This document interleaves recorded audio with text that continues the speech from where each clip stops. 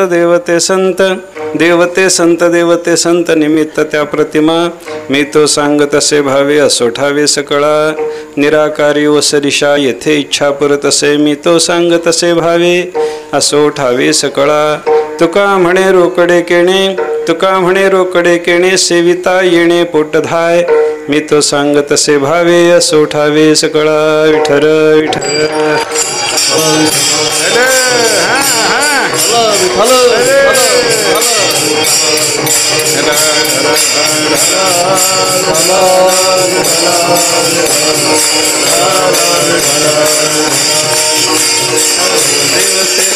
देवते संत देवते संत देवते संत निमित्त त्या प्रतिमा मी तो सांग तसे भावे असो ठावे सकळा सेवेकरता घेतलेला भंग जगद्गुरु संत श्रोमणी श्री तुकाराम महाराजांचा एक अत्यंत महत्त्वाचा असा भंग आहे। या भंगातून तुकाराम महाराजांनी साधू पुरुषाचा मोठेपणा महिमा आपल्याला सांगितला। संत महात्म्य प्रासा तुकाराम महाराजांचा भंग आहे। महिमा शब्दाचा अर्थ जर आपण विचारात घेतला तर संस्कृत व्याकरणाच्या दृष्टीनं महाशब्दावरून इमनिच प्रत्यय केला की महिमा शब्दाची सिद्धी होते आणि महाशब्दावरून इमनिच प्रत्यय करून सिद्ध झालेला हा जो महिमा शब्द आहे याच्यातून अर्थ काय महतो भाव हा महिमा मोठेपणा व्यक्त करण्याकरता जे जे सांगावं लागतं त्याला महिमान वर्णन म्हणतात। विठ्ठल विठ्ठल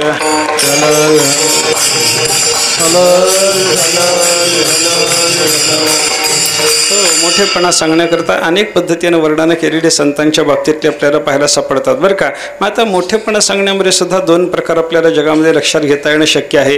काही लोक असलेलं वस्तूचं एखाद्या वस्तूच्या ठिकाणी असलेला मोठेपणा खरा मोठेपणा व्यक्त करण्याचा प्रयत्न करतात आणि काही लोकांच्या बाबतीत जर विचार केला तर एखाद्या वस्तूच्या ठिकाणी जो मोठेपणा नाही एखाद्या व्यक्तीच्या ठिकाणी जो मोठेपणा नाही तो मोठेपणा त्या वस्तू किंवा व्यक्तीला चिकटवून सांगायचं काम करणारी मंडळी जगामध्ये असलेली आपल्याला पाहायला सापडते बरं का। म्हणजे नसलेला मोठेपणा सांगणारी माणसं जगात आहेत। नसलेला मोठेपणा सांगणारा जो असतो त्याला जाहिरातदार म्हणतात आणि असलेला मोठेपणा जो सांगतो त्याला संत म्हणतात। विठ्ठल विठ्ठल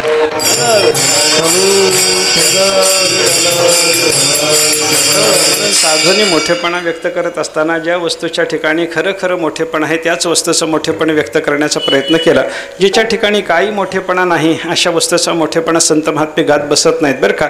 ज्याच्या ठिकाणी मोठेपणा आहे त्याचा मोठेपणा संत महात्मे सांगतात। मग मोठेपणा आहे कोणाच्या ठिकाणी याचा जर आपण थोडासा बारकाईने विचार केला तर परमात्म्याच्या ठिकाणी मोठेपणा आहे आणि परमात्म रूपता ज्याच्या ठिकाणी आलेली आहे त्याच्या ठिकाणी मोठेपणा नांदतो। विठ्ठल विठ्ठल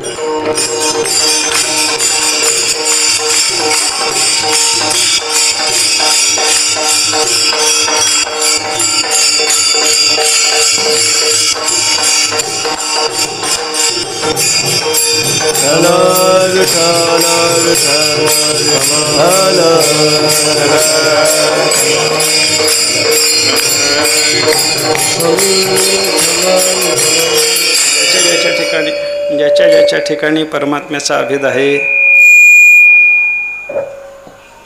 परमात्म रूपता ज्याच्या ठिकाणी आहे त्याच्या ठिकाणी खरा मोठेपणा नांदतो आणि ज्याच्या ठिकाणी खरा मोठेपणा आहे संत महात्मे त्याचाच मोठेपणा सांगत असतात असं आपण विचार पाहत होतो बरं का।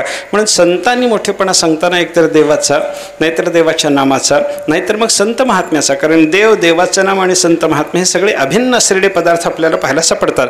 देवाशी अभिन्नता असल्यामुळे संतांचा मोठेपणा आहे वस्तुतः त्यांच्या ठिकाणी मोठेपणा आहे म्हणून त्यांचा मोठेपणा सांगण्याची साधू पुरुषांची प्रवृत्ती आपल्याला पाहायला सापडते बरं का। आता हा संतांचा जो महिमा आहे ना संतांचा मोठेपणा जर आपल्याला पाहायचा झाला तर बाकी इकडे तिकडे कुठे फिरायची गरज नाही।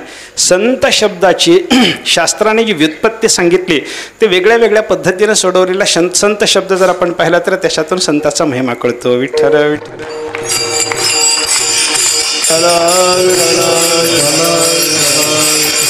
दोन चार पद्धतीने संत शब्दाची व्युत्पत्ती आपल्याला शास्त्रामध्ये सांगितलेली पाहायला सापडते बरं का। दोन चार पद्धतीने संत शब्दाचा अर्थ सांगितलेला आहे। एक शम शब्दावरून संत शब्दाची व्युत्पत्ती आहे एक शणू धातूवरून संत शब्दाची व्युत्पत्ती आहे आणि एक अस धातूवरून संत शब्दाची व्युत्पत्ती असलेली आपल्याला पाहायला सापडते बरं का। शम शब्दावरून जो शम शब्द जो आहे ना शम शब्दाचा अर्थ काय शम नाम सुखम शम शब्दाचा अर्थ आहे सुख बरं का आणि सुख ज्याच्या ठिकाणी आहे ब्रह्मानंद ज्याच्या ठिकाणी आहे त्यालाच म्हणायचं संत महात्मा। विठ्ठल विठ्ठल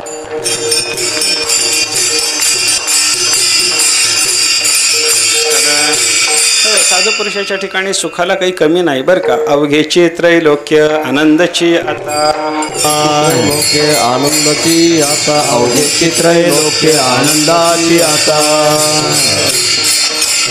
चरणी जगन्नाथ चित्त ठेले चरणी जगन्नाथ चित्त ठेले चरणी जगन्नाथ चित्त ठेले अवघ्या चित्रलोके आनंदाचे आता चित्रलोके आनंदाची अवघे चित्रलोके आनंदाचे आता चित्रलोके आनंदाची आता चरणी जगन्नाथ चित्त ठेले चरणी जगन्नाथ चित्त ठेले चरणी जगन्नाथ चित्त ठेले अवघे चित्रलोके आनंदाची आता चरणी जगन्नाथा चित्त ठेले. अनेक संतांची वचनं जर आपण पाहिली तर त्या संतांच्या ठिकाणी असलेला आनंद, ब्रह्मानंद, व्यापक ब्रह्मबोध, त्याच्या योगाने त्यांना प्राप्त झालेलं सुख याचं वर्णन केलेलं आपल्याला पाहायला सापडतं बरं का. सगळं जग आमच्याकरता आनंदाचं आहे. आनंदाचे डोही, आनंद तरंग, आनंदाचे अंग, आनंदाचे. तुकाराम महाराजांचं हे वचन बघा.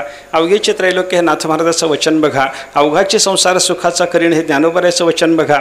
या सगळ्या वचनाचा अभ्यास जर केला तर सुख कसं व्यापक सुख संतांच्या ठिकाणी आहे याचा विचार आपल्याला याच्यातून करणं शक्य आहे बरं का. आणि शम या शब्दापासून संत शब्दाची व्युत्पत्ती जर आपण विचारात घेतली तर ज्याच्या ठिकाणी सुख आहे, ब्रह्मसुख आहे, त्यालाच म्हणायचं संत. हा संताचा महिमाच एका पद्धतीनं. विठ्ठल विठ्ठल.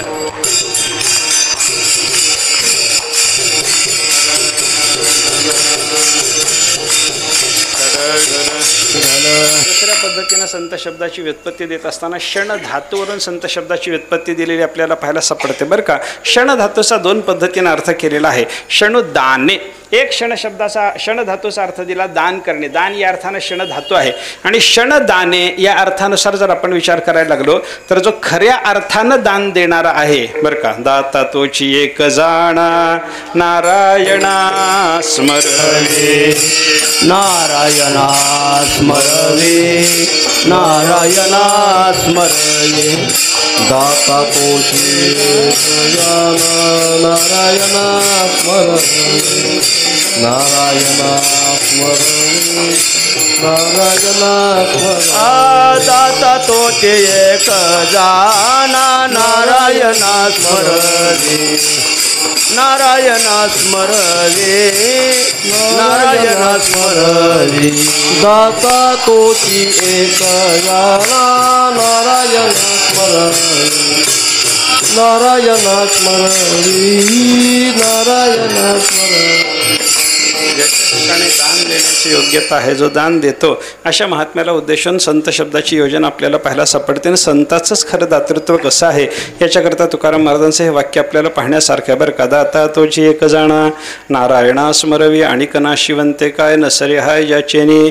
ज्याच्या योगानं हाय हाय सरत नाही अशा नाशिवंत पदार्थाचं आपल्याला दान देणाऱ्या दात्याचं महत्त्व नाही.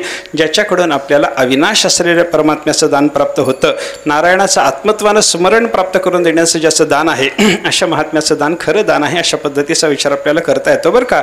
म्हणजे क्षण धातूवरून, क्षण धातूचा एक अर्थ दान करणे असा जो आहे त्याच्यावरून जर आपण संत शब्दाची व्युत्पत्ती पाहण्याचा प्रयत्न केला तर जो दान करतो, आत्मतत्वाचं दान करतो, कैवल्य कनकाची या दाना जो न करसी थोरसाना, द्रष्ट्याची या दर्शन हा पाढावू जो, अशा पद्धतीचे वर्णन आपण संतांच्या मुखातले जर पाहिले तर साधू पुरुषाच्याकडून घडणारं जे दान आहे ते अत्यंत महत्त्वाचं दान आहे. आत्मवस्तूचं दान, कैवल्य कनकाचं दान, असं कैवल्य कनकाचं आत्मवस्तूचं दान देणारे साधू पुरुष असल्यामुळं क्षणुदाने या क्षणधातूच्या दान या अर्थावरून संत शब्दाची व्युत्पत्ती जर आपण लक्षात घेतली तर आत्मदान, कैवल्य कनकाचं दान करणारा तो संत, हे जर संताचं स्वरूप पाहिलं तर त्याच्यातून संताचा महिमा कळतो. विठ्ठल विठ्ठल.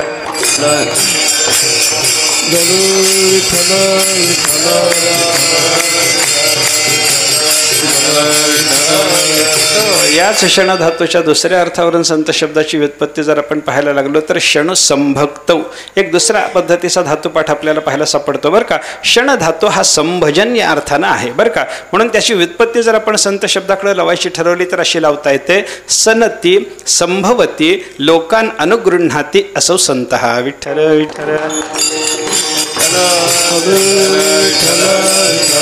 म्हणजे सर्व लोकांवर अनुग्रह करण्याचा ज्याचा स्वभाव आहे किंवा सगळ्या जगावर अनुग्रह करण्याकरताच जो आलेला आहे, जगाच्या कल्याणा संतांच्या विभूती, जगाच्या कल्याणा संतांच्या विभूती, जगाच्या कल्याणा संतांच्या विभूती, जगाच्या कल्याणा संतांच्या विभूती. देह कष्टविते परोपकारे, देह कष्टविती परोपकारे, देह कष्टविती परोपकारे. जगाच्या कल्याणा संतांच्या विभूती, जगाच्या कल्याणा संतांच्या विभूती, जगाच्या कल्याणा संतांच्या विभूती. देह कष्टविती परोपकार, देह कष्टविती परोपकार, देह कष्टविती परोपकार. जगाच्या कल्याणा संतांच्या विभूती, देह कष्टविते परोपकारे. केवळ जगाचं कल्याण करण्याकरता, जगावर उपकार करण्याकरता, जगावर अनुग्रह करण्याकरता ज्यांचं अवतरण झालेलं आहे, ज्यांचं सगळं कार्य चालतं आहे, अशाच महात्म्याला संत म्हणायचं. हे संत शब्दाच्या क्षण संभक्तव या धातुपाठानुसार चालणाऱ्या क्षण धातूवरून आपण संत शब्दाची व्युत्पत्ती जर पाहायचा प्रयत्न केला तर जो लोकानुग्रह कार्य आहे, सगळ्या जगावर अनुग्रह करणं, उपकार करणं, जगाचं कल्याण करण्याकरता याचं जगामध्ये येणं आहे, त्याला म्हणायचं आहे संत. बरं का, संताचं जगात येणं फक्त जगाच्या करता, स्वतःच्या करता साधू पुरुषाला जगात येण्याची आवश्यकता राहिलेली नाही. आपण अनेक वचनं, अनेक चिंतनं याच्याकरता सांगू शकतो. बरं का, प्राप्तार्थ झाले निष्कामता पावले, तयाही कर्तव्य असे उरले लोका लागे. जे प्राप्तार्थ झाले, ज्यांना आत्मतत्वाची प्राप्ती झालेली आहे, ब्रह्मतत्व आत्मत्वानं अवगत झालेलं आहे, निष्कामता पावले आणि परब्रह्म स्वरूपाचा साक्षात्कार झाल्याच्या योगानं कोणत्याही प्रकारची कामना ज्यांच्या अंतःकरणात राहिलेली नाही, अशाही महात्म्याला या जगामध्ये काही ना काहीतरी कर्तव्य असतं, असं ज्ञानेश्वर महाराज सांगतात. तयाही कर्तव्य असे उरले, त्याही महात्म्याला कर्तव्य आहे. आता निष्काम झाला आणि त्याला कर्तव्य आहे असं कसं बोलता? ज्ञानोबा सांगतात, बाबा त्याला स्वदृष्टीनं कर्तव्य नाही, लोका लागे. जगाला वळण लावण्याकरता त्या साधू पुरुषाला सुद्धा काही ना काहीतरी कर्तव्य करावं लागतं. आणि जगाला वळण लावण्याकरता आपल्या स्वतःसाठी कर्तव्याची गरज नसताना कर्तव्य करत राहणारा जो महात्मा आहे ना, त्याचं जगाला वळण लावण्याकरता कर्तव्य करणं म्हणजे लोकानुग्रहच आहे. विठ्ठल विठ्ठल.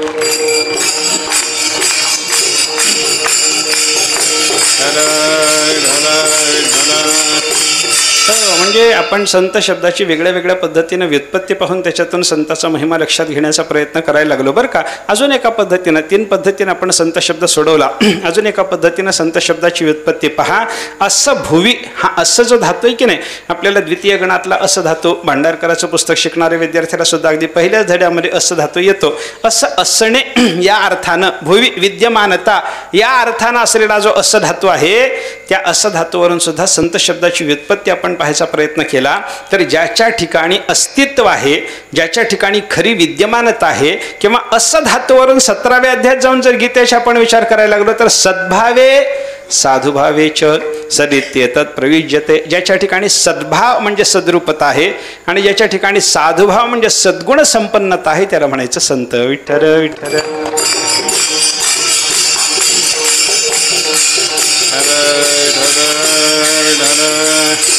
साधू पुरुषाच्या ठिकाणी सगळ्या प्रकारचे दैवी गुण असतात. अशा पद्धतीचा सद्भाव साधुभाव त्यांच्या ठिकाणी कसा आहे याचे वर्णन अनेक ठिकाणी आपल्याला पाहायला सापडतात. बरं का, दया क्षमा शांती तेथे देवाची वसती,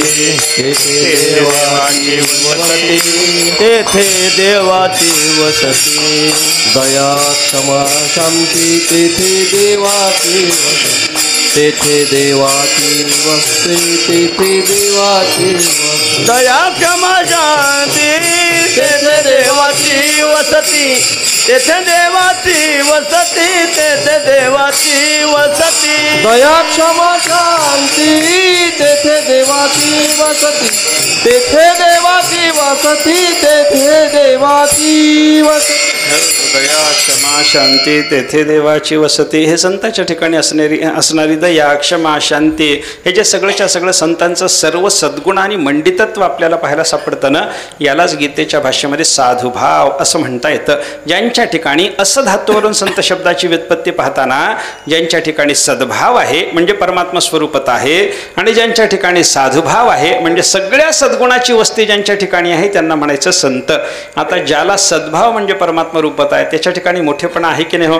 ज्याच्या ठिकाणी साधुभाव म्हणजे सगळ्या सद्गुणाची संपत्ती नांदते आहे त्याच्या ठिकाणी मोठेपणा आहे असं आपल्याला म्हणता येईल की नाही? बोला. म्हणजे संत शब्दाची व्युत्पत्ती नुसती पाहण्याचा प्रयत्न जर आपण केला, ज्या ज्या धातूवरून ज्या ज्या शब्दावरून ज्या ज्या नामावरून संत शब्द व्युत्पादिला गेला त्या त्या प्रत्येक ठिकाणी आपण जर थोडंसं चिंतन करण्याचा प्रयत्न केला, संताचा काय मोठेपणा आहे हे आपल्याला त्याच्यातून लक्षात घेणं शक्य आहे. आपण आता 4 अर्थ जे पाहिले त्याच्यातून आपल्याला असं लक्षात घेता आलं, ज्याच्या ठिकाणी ब्रह्मसुख संपन्नता आहे तो संत, ज्याला आत्मवस्तूचं कैवल्य कणकाचं दान देता येतं तो संत, जो जगावर अनुग्रह करण्याकरताच प्रगट झाला अवतरला तो संत, आणि ज्याच्या ठिकाणी सद्भाव आणि साधुभाव आहे तो संत. विठ्ठल विठ्ठल.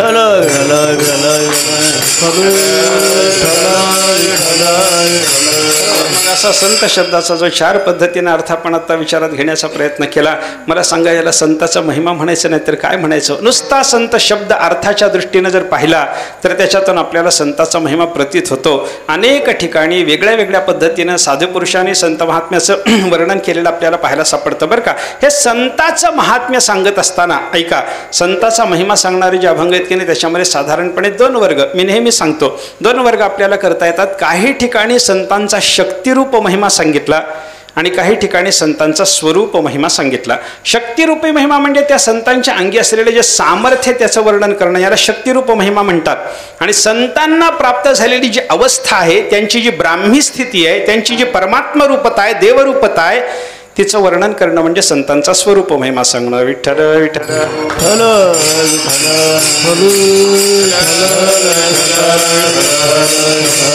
देवरूपता शक्तिरूप महिमानाचं चिंतन आता आपल्याला करायचं कारण नाही. प्रस्तुत अभंगामध्ये तुकाराम महाराजांनी संतांचा शक्तिरूप महिमा सांगितला नसून स्वरूप महिमा सांगितलेला आहे. आपल्याला शक्तिरूप महिमा कसा असतो आणि स्वरूप महिमा कसा असतो याचा जर बोध संपादन करायचा असला, हे जर जाणून घ्यायचं असलं, फार फिरवत नाही. ज्ञानेश्वर महाराजांची ज्ञानेश्वरीच्या 10व्या अध्यायातल्या मंगलाचरणातली फक्त पहिली ओवी पहा. दोन्ही पद्धतीचा महिमा संताचा ज्ञानोबारे तिथे सांगतात. नमो विशदबोध विदग्धा विद्यारविंद प्रबोधा पराप्रमेय प्रमदा विलासिया. ज्ञानोबाराने 3 विशेषणाने सद्गुरूचा गौरव तिथं केलेला आहे. संत सद्गुरू कसे आहेत? विशदबोध विदग्ध. विशद म्हणजे स्पष्ट, बोध म्हणजे ज्ञान, ते करून देण्याच्या कामात, विदग्ध म्हणजे चतुर. स्पष्ट रीतीने साधकाला ज्ञान करून देण्याच्या कामामध्ये सद्गुरू संत चतुर आहेत. पहिलं वर्णन झालं विद्यारविंद प्रबोधा. साधकाच्या हृदयामध्ये असलेलं विद्यारूपी जे कमळ आहे त्या विद्यारूपी अरविंदाचा प्रबोध म्हणजे विकास घडवण्याच्या कामात समर्थ असलेले सूर्य म्हणजे सद्गुरू आहेत. आणि तिसरं वर्णन करत असताना त्यांच्याबद्दल सांगितलं पराप्रमेय प्रमदा विलासिया. परावाणीलाही अप्रमेय म्हणजे न कळणारी अशी जी स्वरूप स्थिती नावाची प्रमदा म्हणजे स्त्री आहे, त्याच्याबरोबर विलास करण्याची ताकद संताची आहे. विठ्ठल विठ्ठल.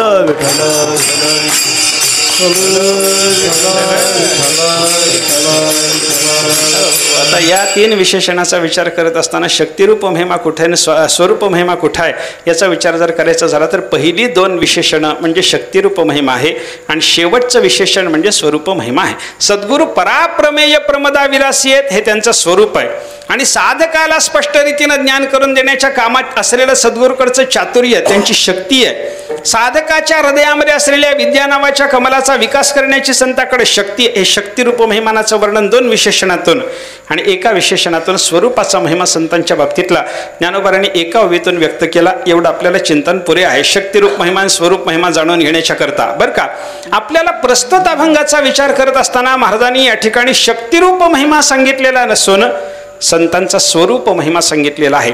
आणि तो स्वरूप महिमा सांगत असताना हे संत महात्मे परमात्म रूप आहेत असं वर्णन महाराज अभंगाच्या पहिल्या चरणातून करतात. देवते संत देवते संत देवते संत देवते संत देवते संत देवते संत देवते संत देवते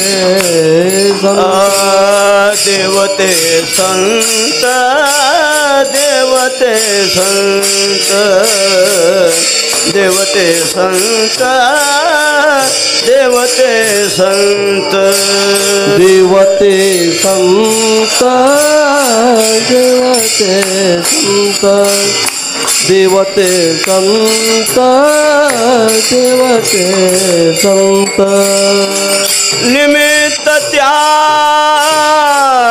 प्रतिमा निमित्त त्या प्रतिमा निमित्त त्या प्रतिमा निमित्त त्या प्रतिमा मी तो सांगत भावे मी तो सांगत भावे मी तो सांगत मी तो सांगत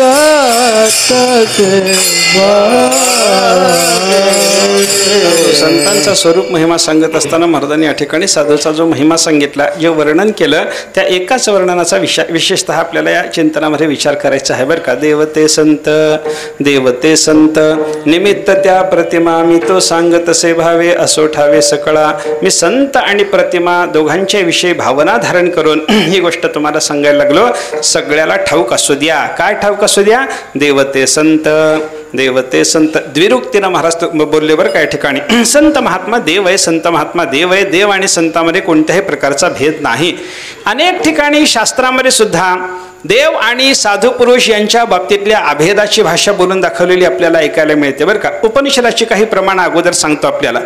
उपनिषदामध्ये काय आहे? परमात्म स्वरूपाचा ज्याला बोध झाला तो देवाच्या पेक्षा वेगळा राहत नाही हे सांगत असताना श्रुतीनं सांगितलं. ब्रह्मवेद ब्रह्मैव भवती. ज्यानं ब्रह्म जाणलं तो ब्रह्मरूपतेला प्राप्त होतो. शुक हे ज्ञानेश्वर हे नाथ महाराजांनी सुद्धा 2-4 महात्म्यांची नावं अशी सांगितलेली आहेत आपल्याला की ते हरिसी जाणोनी हरी झाले. शुकयाज्ञवल्क्य दत्त कपिल मुनी शुकयाज्ञवल्क्य दत्त कपिल मुनी शुकयाज्ञवल्क्य दत्त कपिल मुनी शुकयाज्ञवल्क्य दत्त कपिल मुनी हरिसी जाणोनी हरी झाले हरिसी जाणोनी हरी झाले हरिसी जाणोनी हरी झाले. शुकयाज्ञवल्क्य दत्त कपिल मुनी शुकयाज्ञवल्क्य दत्त कपिल मुनी शुकयाज्ञवल्क्य दत्त कपिल मुनी शुकयाज्ञवल्क्य दत्त कपिल मुनी हरिसी जाणोनी हरी झाले हरिसी जाणोनी हरी झाले हरिसी जाणोनी हरी झाले. शुकयाज्ञवल्क्य दत्त कपिल मुनी हरिसे जाणोनी हरी झाले हरिसे जाणोनी हरी झाले. ब्रह्मवेद ब्रह्मैव भवती या श्रुतिवाक्याचा बरोबर नाथ महाराजांनी केलेला हा अनुवाद आपल्याला म्हणता येणं शक्य आहे. आणि ब्रह्मवेद ब्रह्मैव भवती एवढा श्रुतिवाक्याचा नुसता अनुवाद करून नाथ महाराज गप्प बसले नाहीत.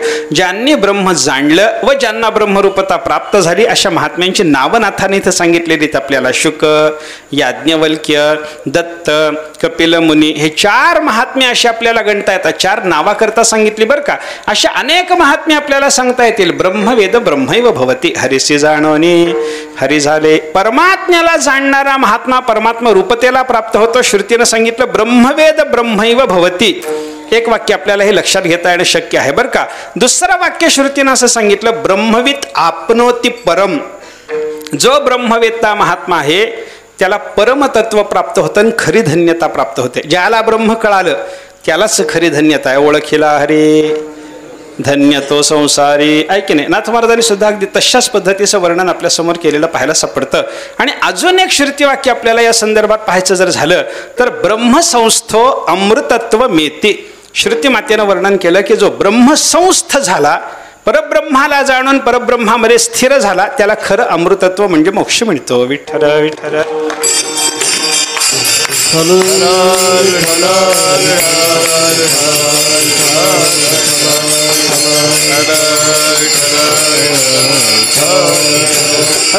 असं परमात्म्याला जाणणाऱ्या महात्म्याला परमात्मा रूपता प्राप्त होते.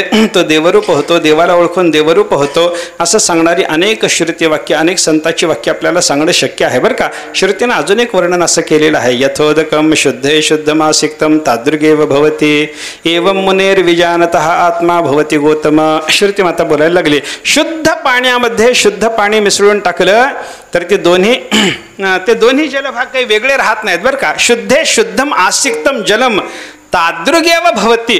शुद्ध पाण्यात शुद्ध पाणी मिसळलं तर ते एकरूप होऊन जातं. हे जसं आहे त्याप्रमाणे परमात्म्याला जाणणारा जो महात्मा आहे तो शुद्ध आहे आणि तो शुद्ध पाणी असलेल्या परमात्म्यात मिसळला चालला की एकरूप होऊन चालला. विठ्ठल विठ्ठल.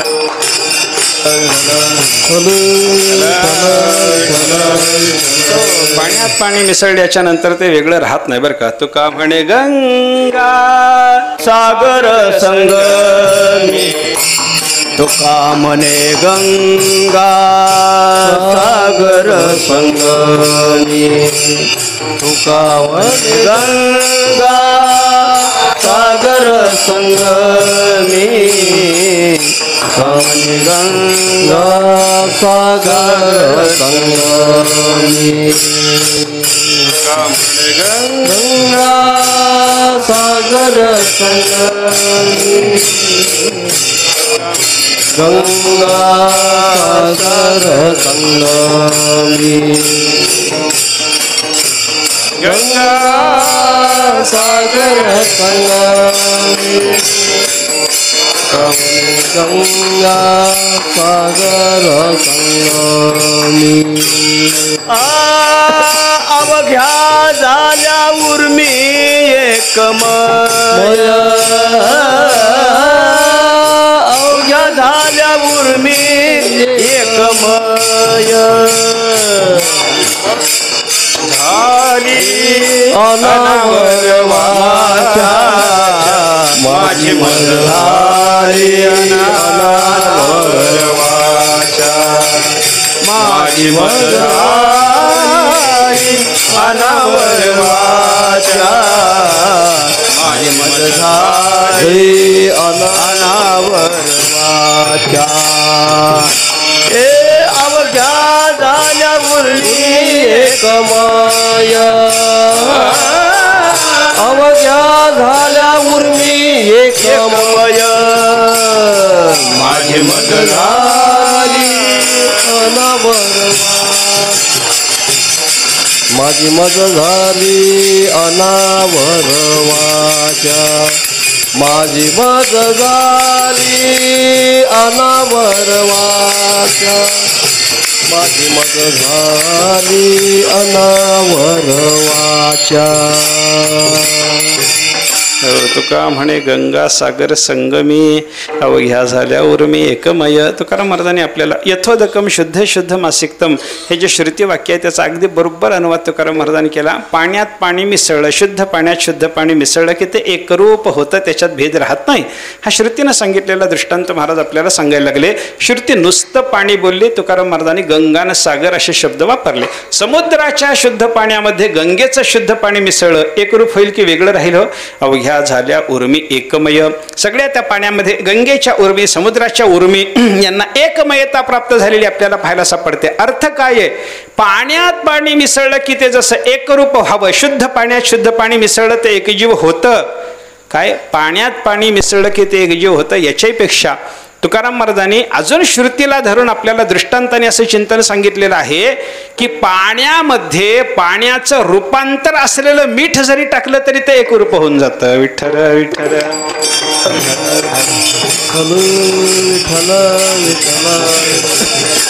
मीठ म्हणजे पाणीच एक पद्धतीचं बरं का. वाळवलेलं पाणी म्हणजे मीठ, एवढाच बदल, बाकी काही नाही बरं का. म्हणून त्या मिठाचा जर पाण्यामध्ये सोला तर ते एकरूपच होणार आहे बरं का. लवणाची कुंजरी सुदलिया लवण लवण सागरी होयची ना माघारी परती जैसे. ज्ञानेश्वर महाराजांनी वर्णन करताना सांगितलं अगदी मिठाची हत्तीण केली, हत्तीण एवढा मोठा मिठाचा गोळा केला आणि त्या लवण सागरामध्ये समुद्रामध्ये त्याला आपल्याला पोहायला त्या हत्तीणीला सोडून दिलं. सुदली या लवण सागरी. मग आता ती मिठाची केलेली हत्तीण एकदा समुद्रामध्ये खाऱ्या समुद्रामध्ये मिसळून टाकल्याच्या नंतर ती तिथे गेल्याच्या नंतर प्रविष्ट झाल्याच्या नंतर जशी हत्तीण पोहून बाहेर येणार आहे तशी समुद्रात सोडलेली मिठाची हत्तीण बाहेर येणार आहे का? बाहेर येत नाही, ती एकरूप होऊन जाते. विठ्ठल विठ्ठल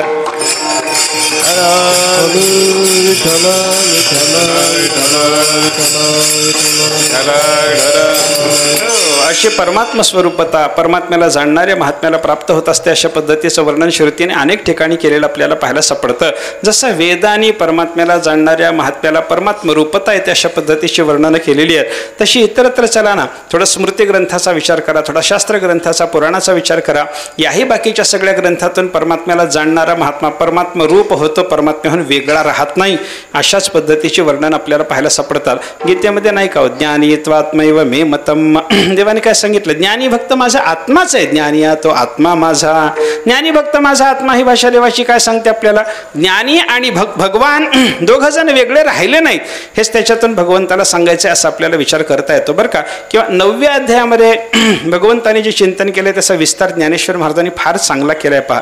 समोहम सर्वभूतेषु न मे द्वेष्योस्ति न प्रियः ये भजन्ते तो माम भक्त्या मयि तेषु चाप्यहम. परमात्म्याने सांगितलं समोहम सर्वभूतेषु न मे द्वेष्योस्ति न प्रियः. मी सर्व भूतांच्या बाबतीत समान आहे, मला कोणी द्वेष्य नाही, मला कोणी प्रिय नाही. अशा माझं भजन करणारे असे जे महात्मे असतील त्या महात्म्यांच्या ठिकाणी मी आहे आणि माझ्या ठिकाणी ते महात्मे आहेत. ऐक्य आहे. विठ्ठल विठ्ठल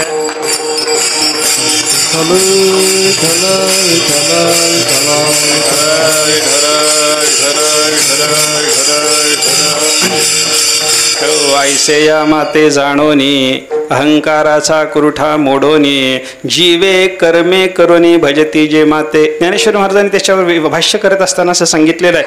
असा जो त्याच्यावर भाष्य करत असताना असं सांगितलेलं आहे, असा जो मी म्हणजे समोहम सर्वभूतेषु न मे द्वेष्योस्ति मे प्रियः न प्रियः, अशा पद्धतीचा जो मी आहे अशा मला जाणायचं, अहंकाराचा ठाव ठिकाणा मोडून टाकायचा, जीवानं कर्माने सदा सर्व काळ माझं भजन करायचं.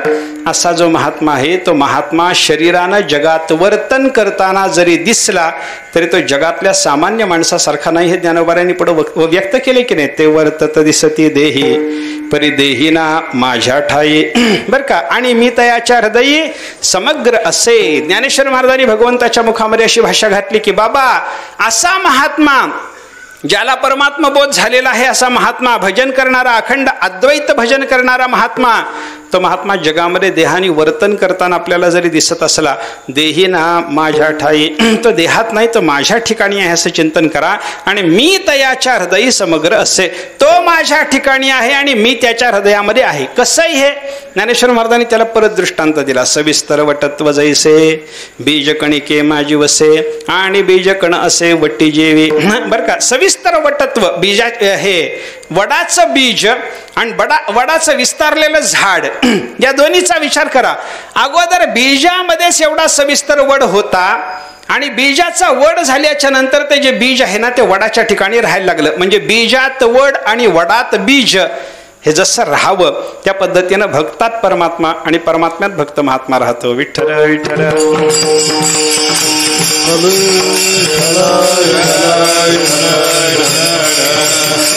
देवी आम्हा तया परस्परे बाहेर नामाचीच अंतरे वाचून आतवट वस्तू विचारे मी ते चित्ते. मी ते चित्ते हे जे चिंतन आहे ना हे अद्वैताचे चिंतन आहे. अशा पद्धतीचा विचार जर आपण केला तर देव आणि संत यांच्यामध्ये कोणत्याही प्रकारचा भेद नाही. हे गीतेत आपल्याला अनेक ठिकाणी पाहायला सापडतं बरं का.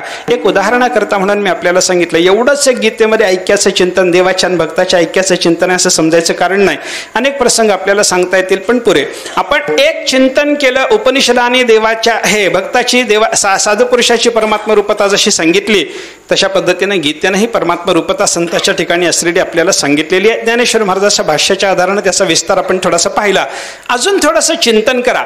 शास्त्र वाङ्मयाचा जर विचार आपण करायला लागलो तर ज्ञानशास्त्र म्हणून प्रसिद्ध असलेल्या ब्रह्मसूत्रामध्ये सुद्धा एक सूत्र असं आहे की ते मुक्त महात्मा आणि ब्रह्म यांची एक रूपता सांगतं. आणि भक्तिशास्त्र म्हणून प्रसिद्ध असलेल्या नारदाच्या सूत्रामध्ये असं एक सूत्र आहे की त्याच्यात भक्त आणि परमात्मा यांचं आपल्याला ऐक्य पाहायला सापडतं बरं का. ब्रह्मसूत्रातलं सूत्र असं आहे अविभाग्येन दृष्टत्वात. श्रुतीच्या वाक्याचा विचार केला तर ब्रह्मज्ञानी महात्मा परब्रह्मापेक्षा अविभागानं दिसतो, विभागानं दिसत नाही, म्हणजे ऐक्यानं दिसतो. ब्रह्मरूपता महात्म्याची ब्रह्मसूत्रानं सांगितली. आणि नारदाच्या भक्तिसूत्रामध्ये मात्र नारदाने असं सांगितलं तस्म्युस्तज्जनेच भेदाभावात. तो परमात्मा आणि त्याचे भक्तजन यांच्यामध्ये भेदाचा अभाव आहे. विठ्ठल विठ्ठल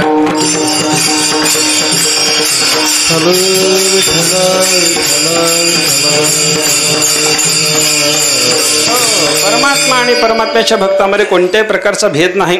अनेक वचनं याच्याकरता आपल्याला सांगता येणं शक्य की नाही. देवभक्त पण तुका म्हणे नाही भिन्न, तुका म्हणे नाही भिन्न, तुका म्हणे नाही भिन्न. देव भक्तपण तुका म्हणे नाही भिन्न, तुका म्हणे नाही भिन्न, तुका म्हणे नाही भिन्न. देव भक्तपण तुका म्हणे नाही भिन्न, तुका म्हणे नाही भिन्न. देवा भक्तपण तुका म्हणे नाही भिन्न, तुका म्हणे नाही भिन्न. देव भक्तपण तुका म्हणे नाही भिन्न, तुका म्हणे येथे नाही भिन्न भाव. भक्त तोची देव, देव भक्त. अनेक वचन आपल्याला असे दाखवता येतात की त्याच्यामध्ये देवाची आणि भक्ताची एकरूपता सांगितलेली आहे. देव भक्त एकरूप आहे, ज्ञानी महात्मा परब्रह्माशी एकरूप आहे. ज्ञानशास्त्र तेच सांगतं, भक्तिशास्त्र तेच सांगतं, साधू पुरुष हे तेच सांगतात.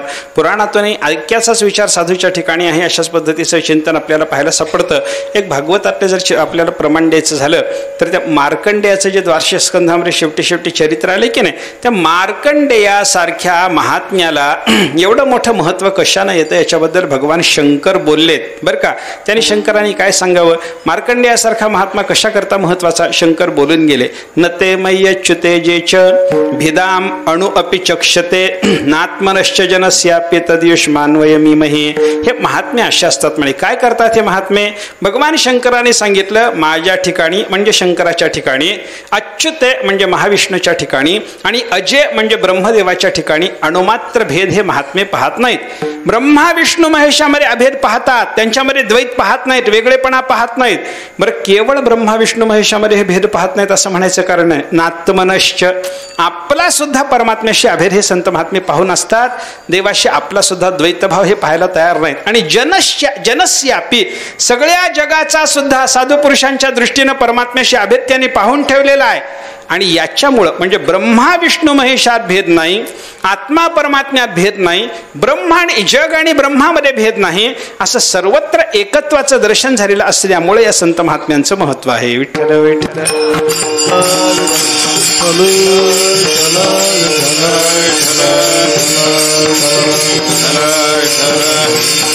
असं अनेक पद्धतीनं अनेक ठिकाणी संतांचा आणि देवाचा एक भाव आपल्याला सांगितलेला पाहायला सापडतो. ते चिंतन प्रस्तुत अभंगामध्ये तुकाराम महाराजांनी केलेले आहे. देवते संत, देवते संत. महाराजांनी सांगितलं संत महात्मा देवरूप आहे.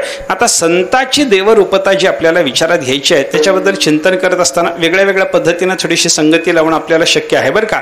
एक विचार माझ्या दृष्टीनं असा आहे, स्वरूपाच्या दृष्टीनं संत महात्मे आणि परमात्मा यांच्यात कोणत्याही प्रकारचा भेद नाही. स्वरूपाच्या दृष्टीनं कोणी वेगळा नाही. आपण तरी परमात्म्याच्या पेक्षा वेगळे आहोत का हो? आपणही परमात्म्याच्या पेक्षा वेगळे नाहीत. हे स्वरूपाच्या दृष्टीने चिंतन आपल्याला करता येतं. काय आहे, मनुष्य देह प्राप्त झाल्याच्या नंतर काही ना काहीतरी साधना केली आपल्याला परमात्मा स्वरूपाचा साक्षात्कार होऊन परमात्मा रूपता येणार आहे अशी वर्णन अनेक ठिकाणी संतांनी केलेली आपल्याला पाहायला सापडतात की नाही. मनुष्यपण तरी साधी नारायण मनुष्यपण तरी साधी नारायण मनुष्यपण तरी साधी नारायण मनुष्यपण तरी साधी नारायण नाही तरी हीन पशुने नाही तरी हीन पशुने नाही तरी हीन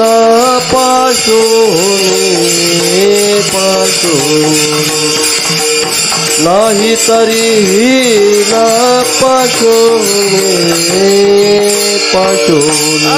मनुष्यपण तरी साधी नारायण मनुष्यपण तरी साधी नारायण मनुष्यपण तरी साधी नारायण मनुष्यपण तरी साधी नारायण नाही तरी हीन पशुनी नाही तरी हीन पशुनी नाही तरी हीन पशुनी नाही तरी हीन पशुनी मनुष्यपण तरी साधी नारायण नाही तरी हे न पशु होणे. बाबा मनुष्याचा देह प्राप्त झाला ना मग काहीतरी प्रयत्न करावा, साधना करावी, नारायण साधावा.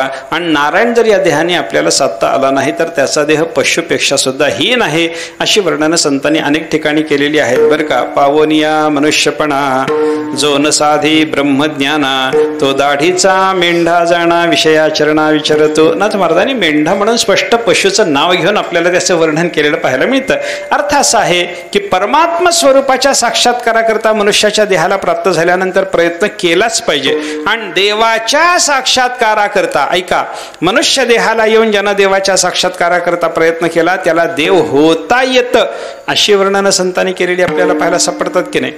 नरदेह निधान लागले हाते नरदेह निधान लागले हाती उत्तम सार उत्तम गती उत्तम सार उत्तम गती देवची होईना म्हणती ते होते देवची होईना म्हणती ते होती तरी गाचिते न धरावे चित्ती न धरावे तरी गाचिते न धरावे तरी का चित्ती न धरावे 184 न तुके फेरा 184 न तुके फेरा 184 न चुके फेरा 184 न चुके फेरा निधान लागले हाती उत्तम सार उत्तम गती देवती होईन म्हणती ते होती तरी का चित्ती न धरावे लागले हाती उत्तम सार उत्तम गती देवती होईन म्हणती ते होती तरी का चित्ती न धरावे देह निधान लागले हाते. आपल्या हातामध्ये नरदेहाचा ठेवा लागला नाही बाबा. उत्तम सार उत्तम गती उत्तम सारभूत भोग या शरीरानं मिळवायचे म्हणले तर तेही मिळवता येतात. उत्तम गती स्वर्गाधिकाची सत्यलोकाची मिळवायची ठरली तर तेही मिळवता येते. एवढंच नाही बाबा, देवाची होईन म्हणती ते होती. या देहाला येऊन साधना करून देव व्हायचा विचार जर केला तर त्याला देव सुद्धा होता येतं. मग का चित्ती न धरावे तरी का चित्ती न धरावे. मग माणसाने विचार का करू नये, आपल्याला देव होता येतं.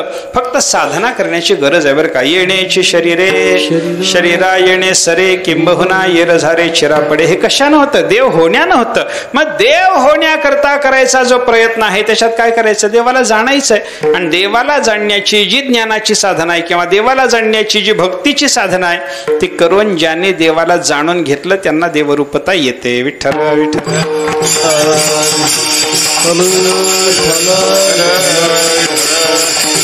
म्हणून स्वरूपाच्या दृष्टीनं विचार केला तर संत महात्म्यांना अशा पद्धतीनं देवरूपत आहे असं आपल्याला चिंतन करता येतं. दुसऱ्या पद्धतीनं विचार करा, सामर्थ्याच्या दृष्टीनं जर विचार केला तर देवाचं सामर्थ्य आणि संतांचं सामर्थ्य एका पद्धतीचं आहे. काही लोक या ठिकाणी थोडीशी शंका घेतात बरं का. अहो, ऐक्याचा विचार करत असताना सामर्थ्याधिकाच्या दृष्टीनं ऐक्याचा विचार नसतो, स्वरूपाच्या दृष्टीनं ऐक्याचा विचार असतो. असं जरी म्हणणं असलं तरी संतांच्या बाबतीमध्ये, ब्रह्मज्ञानी महात्म्याच्या बाबतीमध्ये विचार करत असताना ब्रह्मसूत्रामध्ये 3 ऋषींची 3 मतं सांगितलेली आपल्याला पाहायला सापडतात. एक जैमिनी ऋषीचं मत आहे, एक औडुलोमी ऋषीचं मत आहे आणि एक बादरायणाचार्यांचं स्वतःचं व्यासांचं मत आहे. जैमिनी ऋषींनी असं, हे जैमिनी म्हणजे पूर्वमीमांसेचे करते जैमिनी नाहीत बरं का, अद्वैत वेदांताचा विचार करणारे जैमिनी आहेत. या जैमिनीने असं सांगितलं, ब्राह्मेण जैमिनी ही उपन्यासादिभ्य. ब्रह्मसूत्रामध्ये असं एक सूत्र आलं, ब्राह्मेण म्हणजे परब्रह्माच्या ईश्वर रूपाच्या ठिकाणी असलेलं सत्य कामत्व, सत्य संकल्पत्व, हे सगळं सामर्थ्य ब्रह्मरूप झालेल्या महात्म्याला प्राप्त होत असतं. कशावरून? हे शास्त्रामध्ये सांगितलेलं आहे, उपन्यास तशा पद्धतीचा केलेला आहे असं जैमिनी ऋषीने सांगितलं. औडुलोमी ऋषी सांगतात तसं होत नाही. ब्रह्माच्या ठिकाणी असणारं, परमात्म्याच्या ठिकाणी असलेलं सत्यकामत्व, सत्य संकल्पत्व वगैरे ऐश्वर्य मिळत नाही. मग काय मिळतं? चित्तमात्रेण तदात्मकत्वात इति औडुलोमी. जीवाच्या ठिकाणी असलेली चैतन्य रूपता, त्याच्या योगानं जीवाला ब्रह्मरूपता प्राप्त व्हायची म्हणजे चैतन्याशी ऐक्य व्हायचं, एवढंच होतं. औडुलोमी ऋषीने सांगितलं. शेवटी बादरायणाचार्यांच्याकडे म्हणजे व्यासमहर्षींच्याकडे निर्णयाकरता हा प्रश्न आला, सत्यकामत्व, सत्यसंकल्पत्व या ऐश्वर्यासहित ब्राह्मी स्थिती प्राप्त होते का, या ऐश्वर्याला सोडून केवळ चिन्मात्रता ही ब्राह्मी स्थिती त्या महात्म्याला प्राप्त होते? सांगा. व्यासमहर्षींनी विचार सांगितला की म्हणे, श्रुतीनं केलेल्या निर्देशावरून आणि ब्रह्मरूपतेला प्राप्त झालेल्या महात्म्याच्या ठिकाणी जीवनमुक्ती असल्यामुळं, जीवनमुक्ती असेपर्यंत बाह्य शरीराधिक व्यवहाराचा त्याला संबंध असल्यामुळं जैमिनीने सांगितल्याप्रमाणे ऐश्वर्यही मिळेल आणि ब्रह्मरूपताही मिळेल. विठ्ठल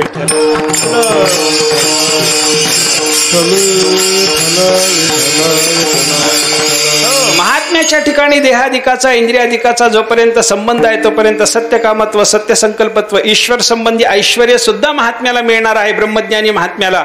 आणि चैतन्य रूपता, ब्रह्मरूपता ती तरी त्याला मिळणार आहेच. औडुलोमीचे मत बरोबर आहे आणि जैमिनीचं मतही बरोबर आहे.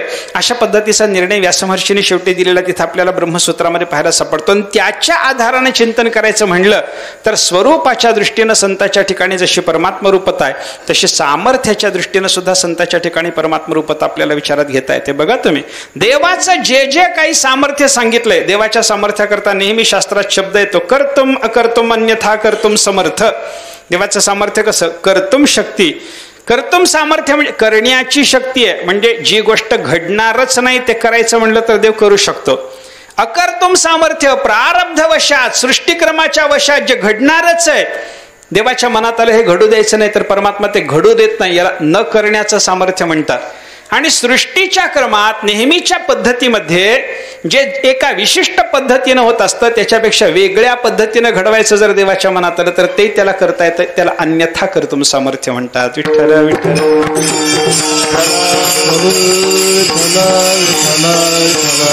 म्हणून देवाचं सामर्थ्य कसं? कर्तुम अकर्तुम अन्यथा कर्तुम सामर्थ्य देवाकडे आहे. देवाकडे जसं कर्तुम अकर्तुम अन्यथा कर्तुम सामर्थ्य, साधू पुरुषाच्या जीवनाचा विचार करा ना, त्यांची चरित्र बघा ना, जे जे सामर्थ्य देवाच्या चरित्रात आपल्याला पाहायला मिळालं ते सगळं सामर्थ्य साधूच्या चरित्रामध्ये आपल्याला पाहायला मिळतं. असाच विचार आपल्याला करावा लागतो बरं का. म्हणून मी नेहमी एक प्रमाण सांगतो, देवाचं सामर्थ्य सांगायकरता तुकाराम महाराजांनी जे शब्द वापरलेत संताच्या सामर्थ्याकरता त्याच शब्दाची योजना केलेली आहे बरं का. उदाहरणानं सांगतो मी आपल्याला, करिशील तरी नव्हे काही राईचा डोंगर पर्वतरा. हे कोणाचं सामर्थ्य आहे?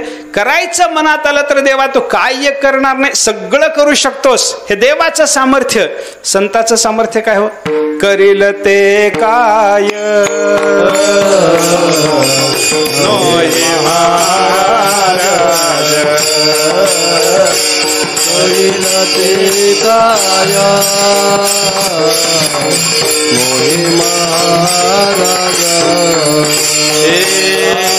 करील ते काय नो हे महाराज करील ते काय मोहे महाराज हे परिपाहे बीज शुद्ध अंगी बोला परिपाहे बीज शुद्ध अंगी परिपाहे बीज शुद्ध अंगी परिपाहे बीज शुद्ध अंगी करील ते काय हे महाराज करील ते काय हे महाराज हे करील ते काय हे महाराज करील ते काय लोहे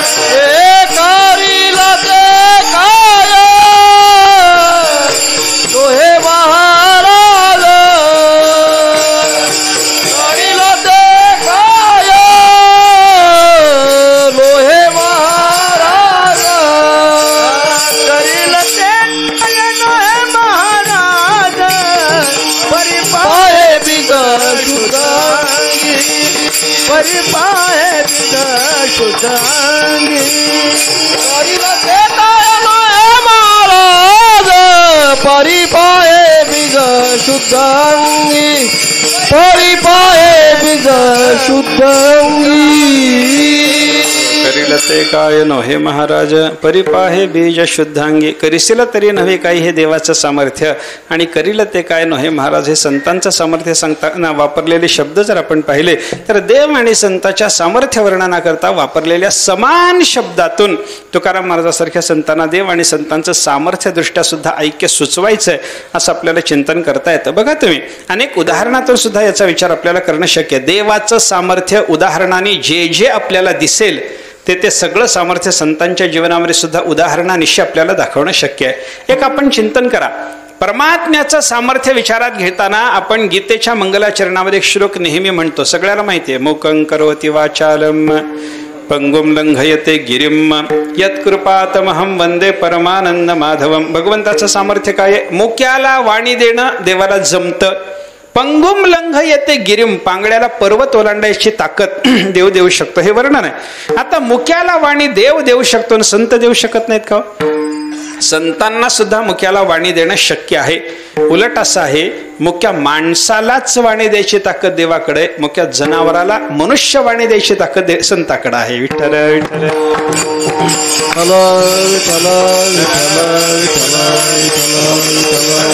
ज्या रेड्याला मनुष्य वाणीनं कदापि बोलता येणं शक्य नाही, त्या रेड्याला सुद्धा ज्ञानेश्वर महाराज वाणी देतात, नाही मनुष्य वाणी देतात. जी वाणी त्याच्याकडे येण्याची शक्यता नाही अशी वाणी देण्याची ताकद. देव काय करतो? माणसाला, मुक्या माणसाला बोलकं करू शकेल, पण मुक्या जनावराला माणसाच्या वाणीनं बोलायची ताकद संत देऊ शकतात बरं का. म्हणजे मुक्याला मूकं करोति वाचालम, उदाहरणानं देवाला जसं करता येतं तसं संताला करता येतं असं आपल्याला चिंतन करता येईल बरं का. मुक्याला वाणी देणं ते ज्ञानेश्वर महाराजांनी 10व्या अध्यायाच्या मंगलाचरणात म्हणले, आपुलिया स्नेहाची वागेश्वरी जरी मुके या ते अंगीकारी तरी तो वाचस्पतीसे करी प्रबंध होडा. ज्ञानोबा काय वर्णन करतात? आपुलिया स्नेहाची वागेश्वरी, संत सद्गुरूचा स्नेह हीच सरस्वती आहे. सरस्वती आणि त्या संत सद्गुरूच्या स्नेहरूपी सरस्वतीनं ज्या मुक्याचा अंगीकार केला, ऐका, त्या मुक्याला नुसतं बोलता येत नाही, त्या मुक्याला बोलता येतं नाही, नाही शास्त्र बोलता येतं नाही, नाही शास्त्रज्ञानाच्या बाबतीमध्ये जो वाचस्पती झाला त्याच्याबरोबर पैज लावून बोलून त्याला हरवता येईल एवढं बोलता येतं. विठ्ठल विठ्ठल